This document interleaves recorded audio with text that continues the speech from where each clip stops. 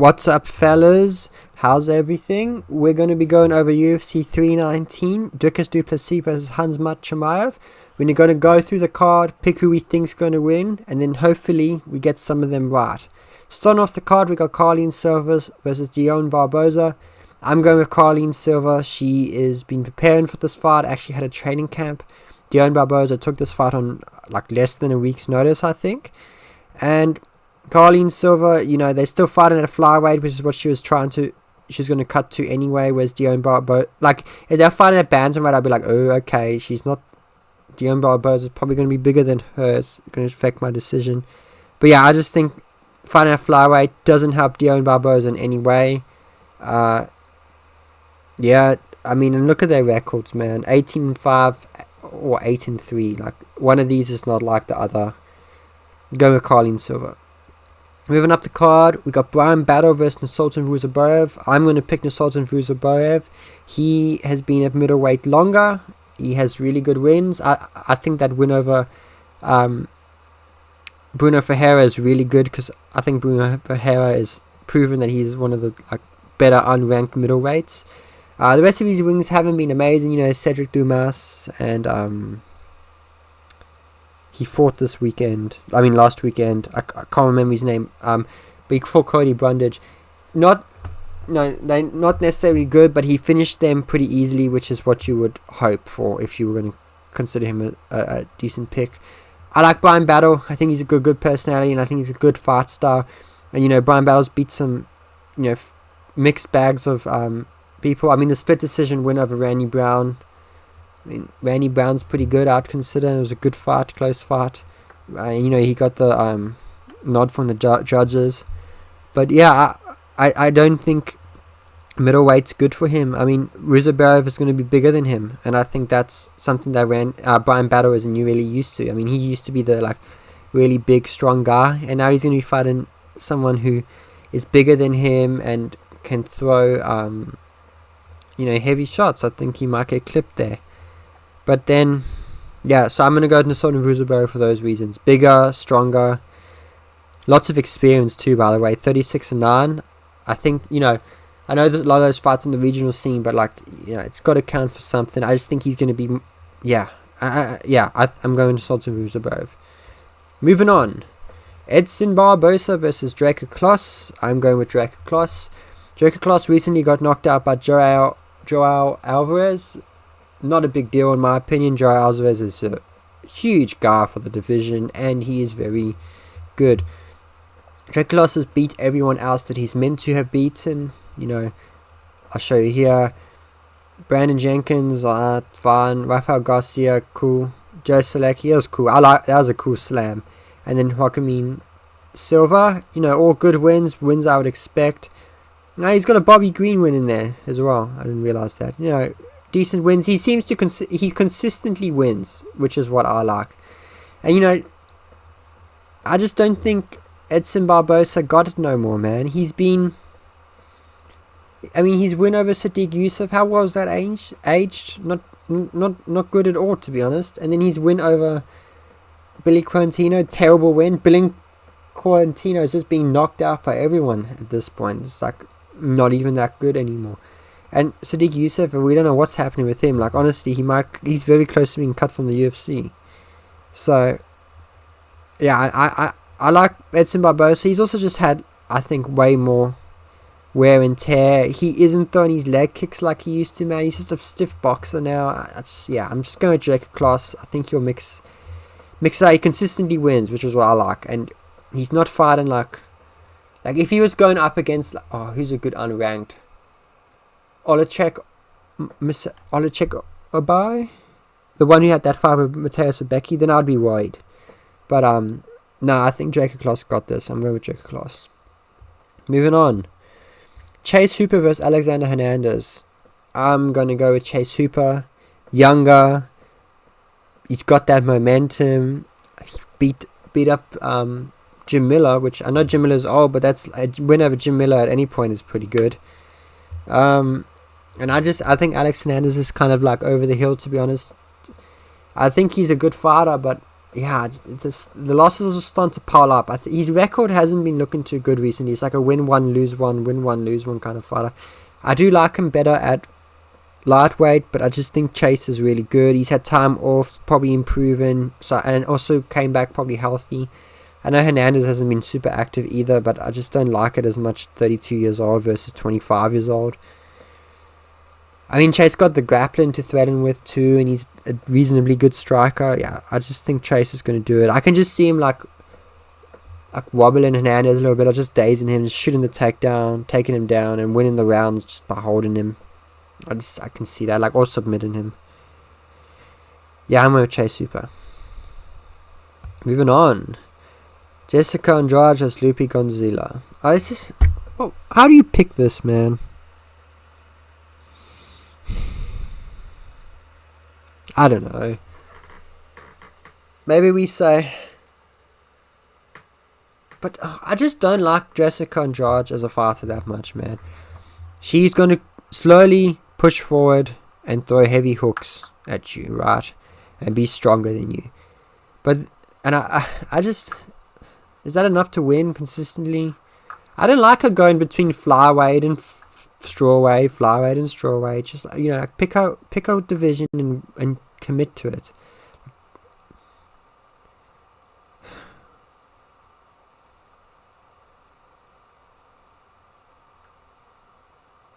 I don't know, man. I'm just picking Lupi Gonzila. Bit younger. I don't know though. Yeah, okay, Lupi Gonzila. Well, yeah, we're gonna go with her. Moving on. GM3 versus Michelle Olachaychek. I'm going with Michelle Olachaychek. I think he is better than his record would imply, if that makes sense. Like, who did he lost to He lost to Caio Borralho, which is, no shame in that. He went, like, pretty decently with him. Caio Borralho is, like, really good, so what can you do?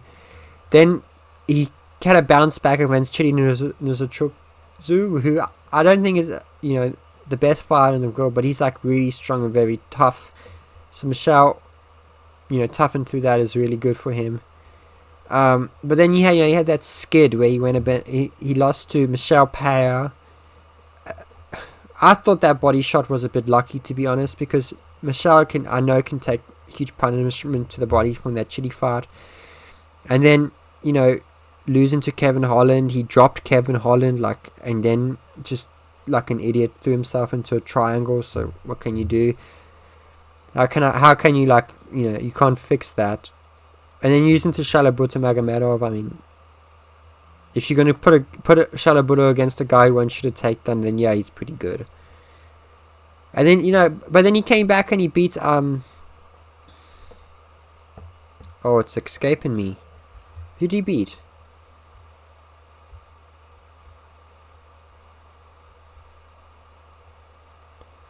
It was, Cedric Dumas. Oh, of course.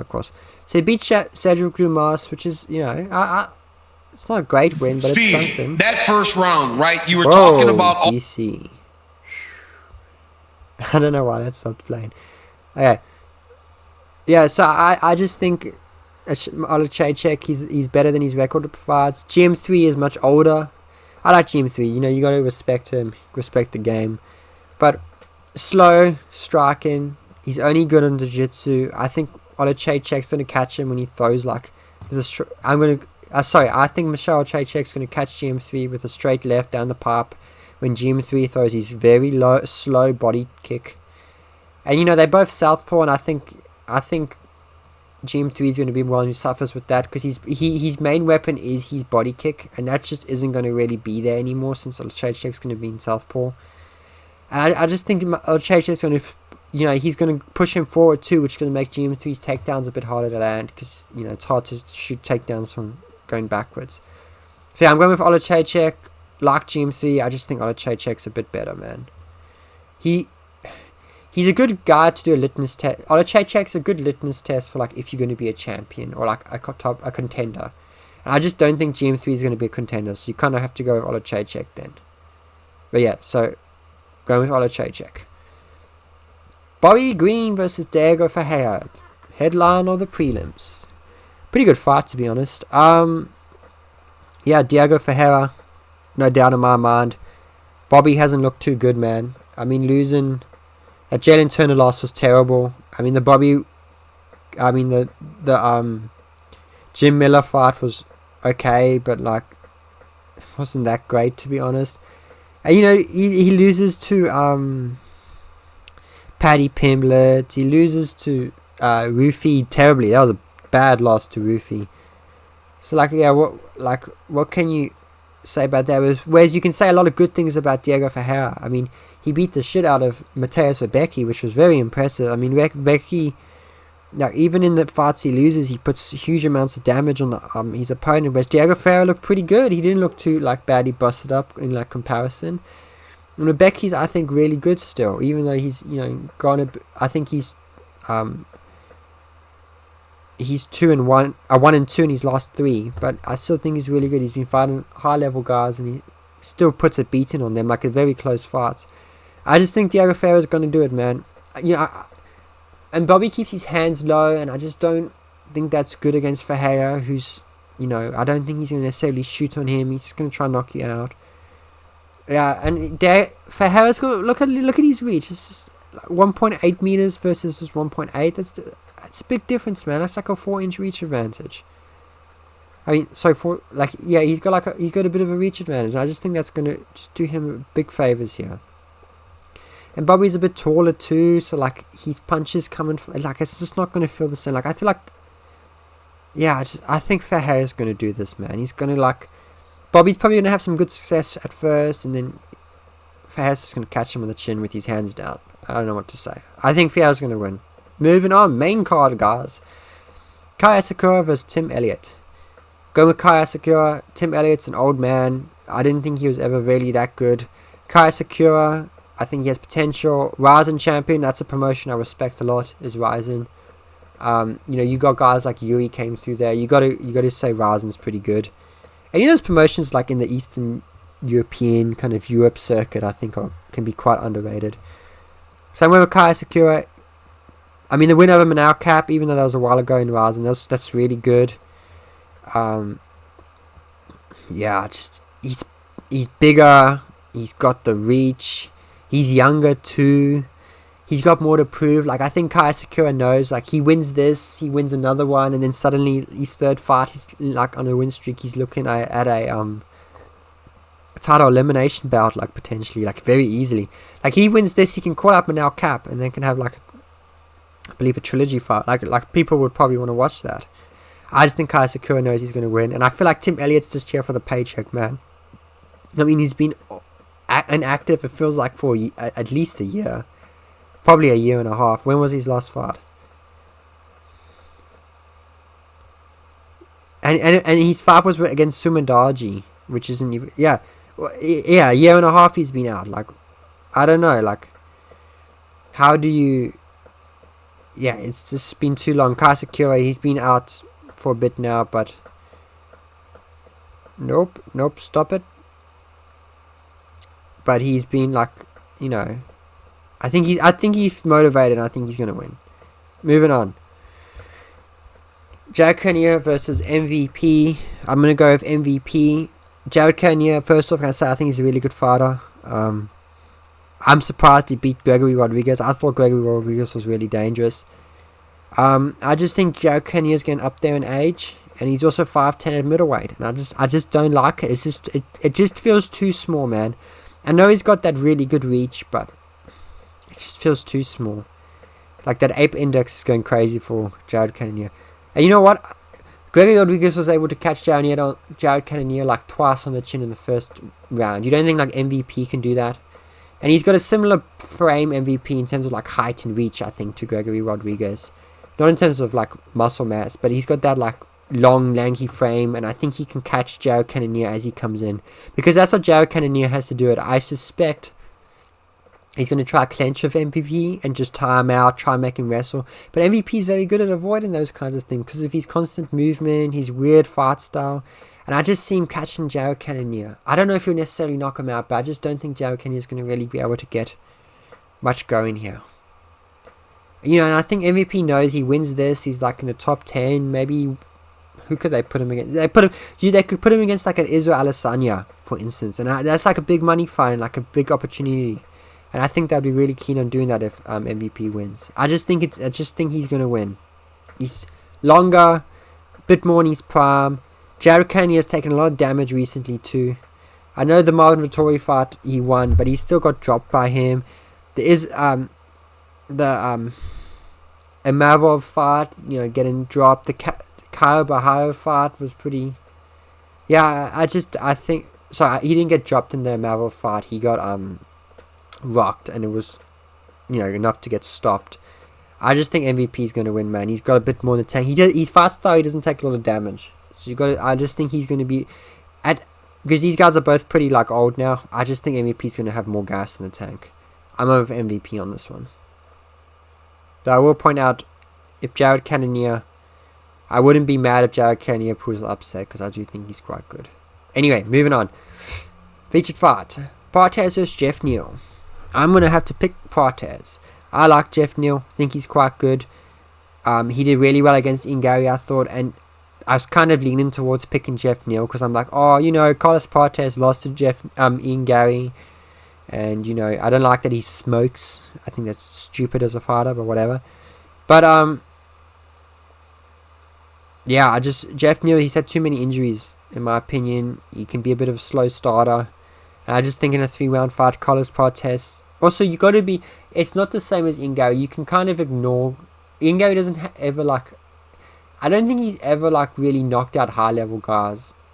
Like Flack. You never seen him hit him and you're like, oh my god, I got to be real scared of this guy. But Carlos Partez, man, he hits you. It's like different. I think he's got that like, and you know what too. Partez, I don't think has to worry about Jeff Neal taking him down, and I think that's going to be a huge factor here because that means Partez can just get into his flow state. You know, knees up the middle, straight left. I always see him landing that straight left.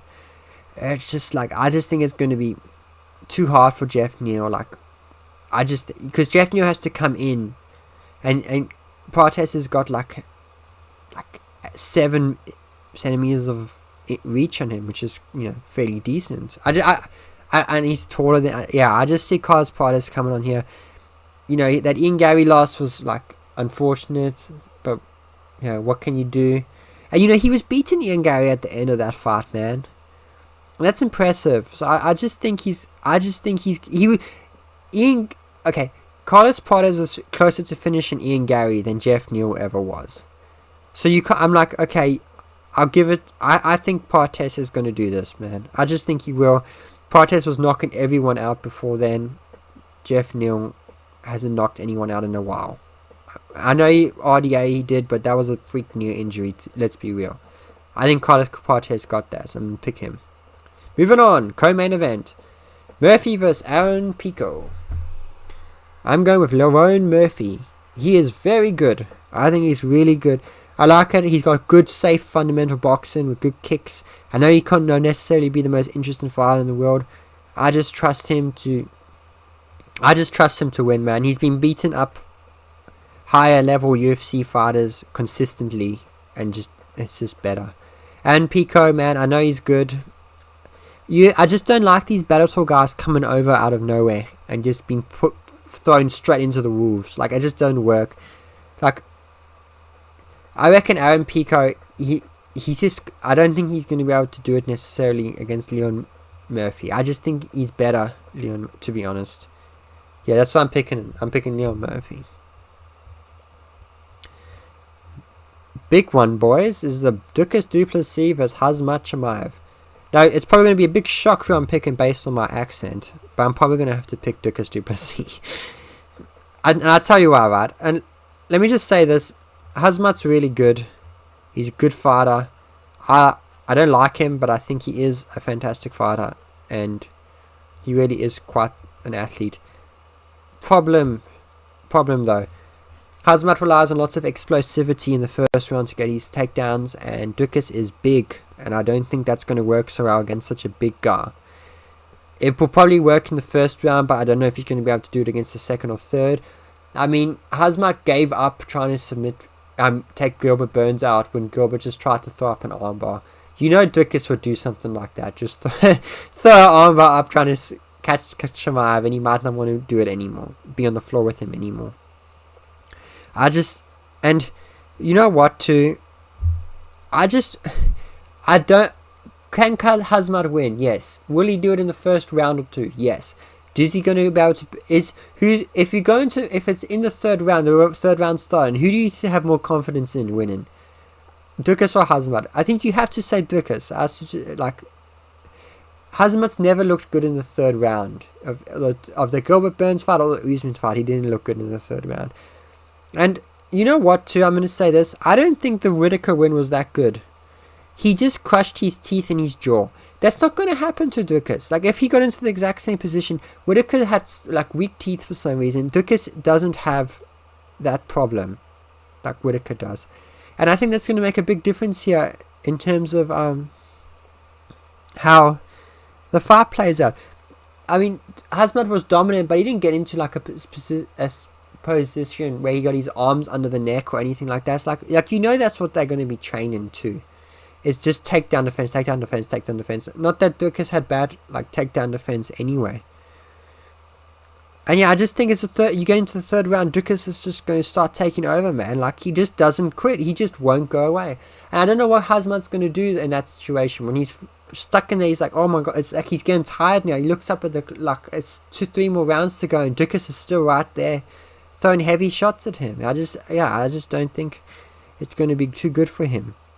So, like, Khamzat's middleweight career, right? He beat a Usman on short notice, and then he beat a Whittaker, which isn't good. It's a good win, but I don't think the way he beat him was very impressive, to be honest. So I don't know where he actually stands, and I think we know where Dukas stands. He beat Strickland up. First round fight was much closer, but the second round he beat the crap out of Strickland, and we know where Strickland stands. He's been a consistent staple of the middleweight division for a very long time. He beat up Whittaker. I mean, Dukas knocked out Whittaker convincingly. He won the first round of their fight, then he knocked him out in the second. We know where Whittaker is, about where Whittaker stands in the division. He beat Israel Adesanya. He finished him. He was the first guy to submit Israel Adesanya. We know where Israel Adesanya stands in the division. He's very good. He's been in the division for a very long time. I don't know where Khamzat stands, man. Usman wasn't even a middleweight contender. And the Whittaker fight, man, I think it was a weird ending. Like, it was a bit of a freak ending. I just think Dukas got it. Also, like I mentioned earlier, Dukas is just going to be drilling double leg defense, double leg defense, double leg defense, double leg defense. How do you prepare for Dukas, man? Is Khamzat going to pull some guy out of some gym somewhere in the world that fights like Dukas? I just don't think you can. Dukas is too weird. And I don't like picking fighters based on having a weird style, because those guys I don't think usually do too well. But Dukas has made it work. He's beat the best with this style. Like, how can you it makes it so there must be something to it. And I know he doesn't do everything technically amazing, but that's fine at this level. He obviously knows what he's doing, and it's obviously winning for him. So yeah, I'm going with Dukas du Plessis. I think he's going to win. Khamzat's very dangerous, but Dukas, I think Dukas is the man for the job. Like, if Khamzat was fighting anyone else, I'd probably pick him, but I think Dukas has got the man for the job. Like, if Strickland was still champion, I'd be like, yeah, Khamzat's going to probably get him. But Dukas, I think we know, is just... And Dukas won't back down. If there's one thing we know, Dukas won't back down. So yeah, I'm going with Dukas du Plessis. That's pretty much my predictions for everything. I hope you guys enjoyed it. Yeah, I'll see you next time.